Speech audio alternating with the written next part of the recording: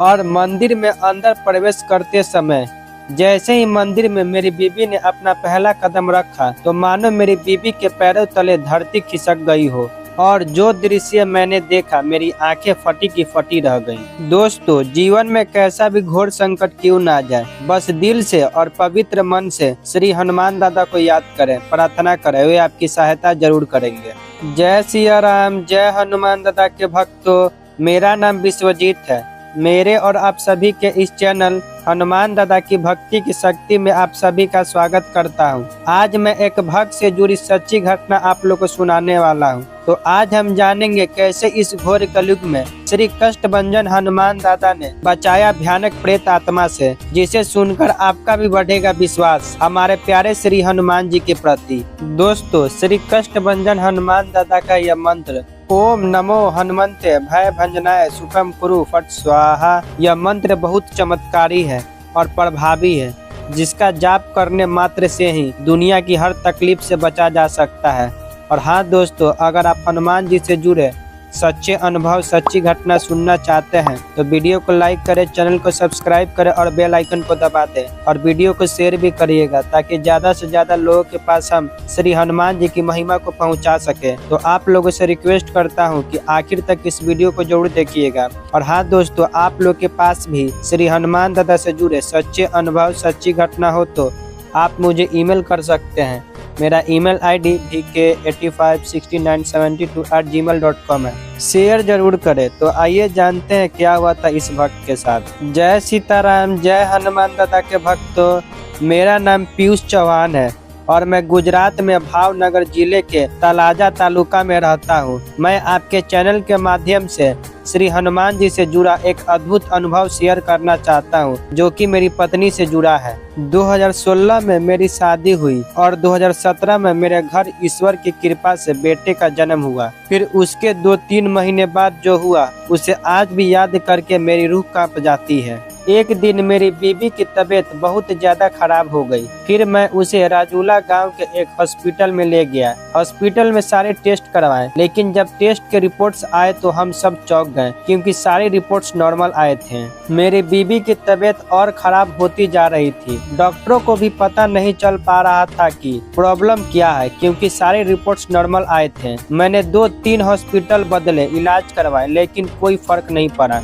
मेरी बीबी के आवाज में और उसके बर्ताव में बदलाव आ गया था। फिर मैं उसे तांत्रिक के पास ले गया। तांत्रिक ने कहा तुम्हारी बीबी को बुरी आत्मा ने घेर लिया है। ये सुनकर हमारी चिंता और बढ़ गई कि अब हम क्या करें।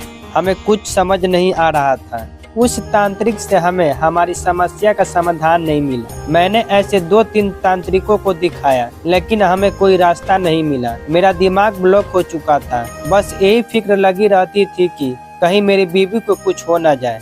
मेरी समस्या और निराशा देखकर मेरे साथ काम करने वाले मेरे एक मित्र ने मुझे कहा कि तू एक बार अपनी बीबी के साथ श्री कष्टभंजन सारंगपुर हनुमान जी के मंदिर दर्शन करने जा। उसने मुझे अपने मोबाइल में वहां की कुछ वीडियोस दिखाई और कहा कि वहां भूत प्रेत से पीड़ित लोगों को राहत मिलती है, तेरे सारे कष्ट दूर हो जाएंगे। वहां बजरंगबली साक्षात विराजते हैं। दूसरे ही दिन हम सारंगपुर हनुमान जी के मंदिर के लिए निकले। हमारी किस्मत अच्छी थी कि हम दादा के आरती के समय ही पहुँचे और मंदिर में अंदर प्रवेश करते समय जैसे ही मंदिर में मेरी बीबी ने अपना पहला कदम रखा तो मानो मेरी बीबी के पैरों तले धरती खिसक गई हो। और जो दृश्य मैंने देखा मेरी आंखें फटी की फटी रह गईं। मेरी बीबी नीचे गिर पड़ी और खुद के बाल खींचने लगी और चिल्लाने लगी कि मैं मंदिर के अंदर नहीं जाऊंगी, नहीं जाऊंगी।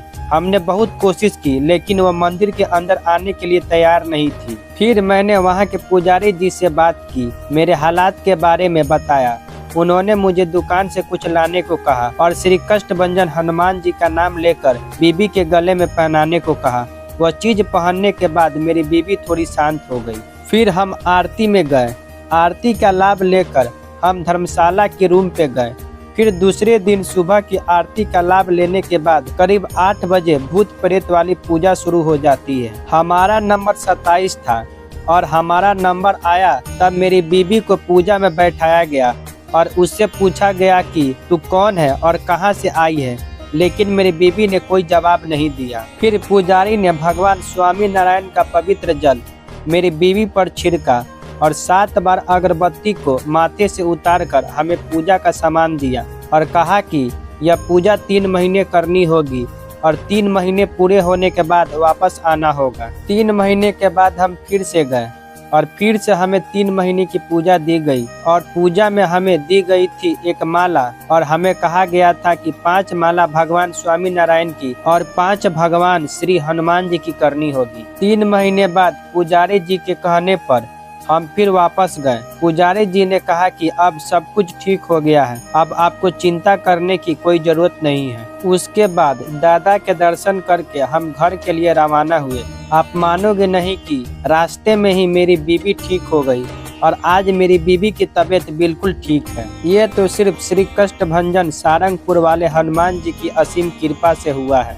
जिन्होंने मेरे परिवार की रक्षा की और मेरी बीवी को ठीक किया। तो भक्तों, श्री हनुमान दादा की कृपा और महिमा को बयां करना असंभव है। आपने तो देखा है श्री हनुमान दादा की भक्ति में कितनी शक्ति है और यह एक सत्य घटना है जहाँ हनुमान दादा ने साक्षात रूप से असंभव को संभव किया। तो दोस्तों, जीवन में मौका मिले तो एक बार गुजरात के सारंगपुर में स्थित श्री कष्टभंजन हनुमान दादा के पास जरूर जाएं। वह आपके सभी कष्ट को हर लेंगे और आपकी सभी मनोकामनाएं पूर्ण करेंगे। तो ऐसे ही हमारे हनुमान दादा जो भक्त के थोड़ी सी भक्ति से ही प्रसन्न हो जाते हैं। तो मिलेंगे और एक हनुमान दादा से जुड़ी सच्ची घटना के साथ। तो जय सीताराम, जय हनुमान दादा।